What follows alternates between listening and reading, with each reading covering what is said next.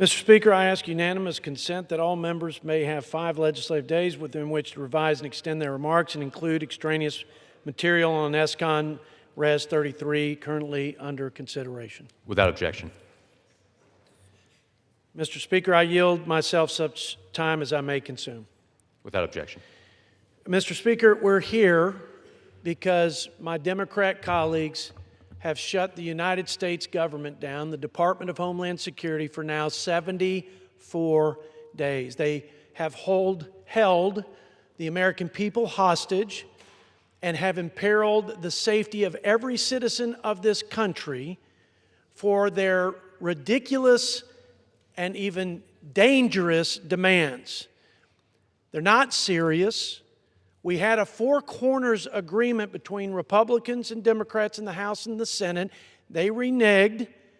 And if it weren't for President Trump's intervention, we would have the hardworking public servants at the Department of Homeland Security going 100 days without pay. Ask me, Mr. Speaker, how many days my Democrat colleagues have gone without pay. How long they would tolerate going without pay. Mr. Speaker, this isn't just about the inconvenience of long lines at airports. This is an unprecedented national security and public safety crisis.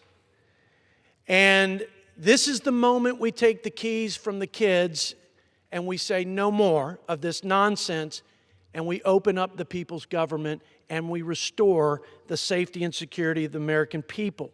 Now, you'll hear my colleagues no doubt say, if we could just agree on some common sense reforms, we would have opened up the Department of Homeland Security. We would have been glad to work with you. But let's think about these quote unquote common sense reforms. To require this administration to get a judicial warrant to expel criminal aliens from our country. There is not a Democrat or Republican former commander-in-chief that would ever find that acceptable. Because in fact, these criminal aliens have had their day in immigration court, and they have their orders to be expelled because they are not here with cause, they are here with threat to my family and to my community and to my great state of Texas and to this beloved country of ours, and it's unacceptable. But they would effectively stop all deportations. But we had an election after 4 years of lawlessness and chaos at the southern border, crime criminals, and all kinds of criminal elements and drugs that killed more people than the entire Vietnam War in 1 year. And this president was elected to restore law and order, rule of law in this great civil society of ours. It's been an embarrassment for those 4 years, and he's done it. And that's what the people sent us here to do. That's the mandate they gave us, along with unified Republican leadership. But there's been one wall of obstruction after another for this president and this administration. And that's one example of their ridiculous, absurd, unserious demands. The other one is, and I heard this at the Rules Committee, my friend, and I couldn't believe my ears. They called our law enforcement agents who risk their lives to keep us safe. Their families pray and wait for their mom or dad to come home, wondering if something goes wrong and the bad guys win that day and they never see their family member again. And yet, my Democrat colleague repeatedly referred to our honorable ICE and CBP agents as masked thugs. When evil is called good and good is called evil. You remember that quote? You remember that admonition? These are the days. Mr. Speaker, we've given 16 chances and all opportunities to vote to turn this government of the people back on and support our ICE and CBP agents, to protect our ports by funding our guardsmen, to protect the CISA agents, to protect our critical infrastructure while cyber attacks are on the rise.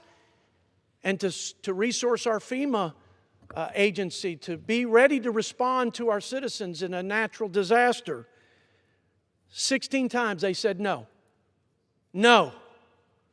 And here we are. Demasking our agents, calling them masked thugs.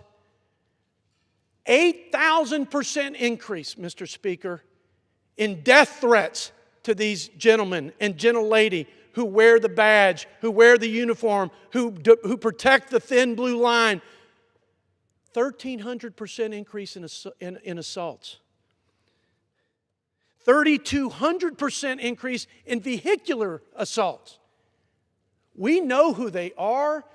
We have made great effort to identify each agent so they would be held accountable if they did anything illegal or inappropriate. But we have cartel members who have bounties of tens of thousands of dollars on their heads. And we have masked, leftist, radical, violent folks who are assaulting them in the streets while they're trying to do their dangerous job. You want to know why we're here, Mr. Speaker? You want to know why we're here, American people? That's why we're here. And we say, enough's enough. And today we put forward this reconciliation, this budget resolution with reconciliation instructions to fund the people's homeland security, to protect our citizens, and to do right by these hardworking, God-fearing public servants that go to work every day not knowing if they're going to come home. And with that, Mr. Speaker, I yield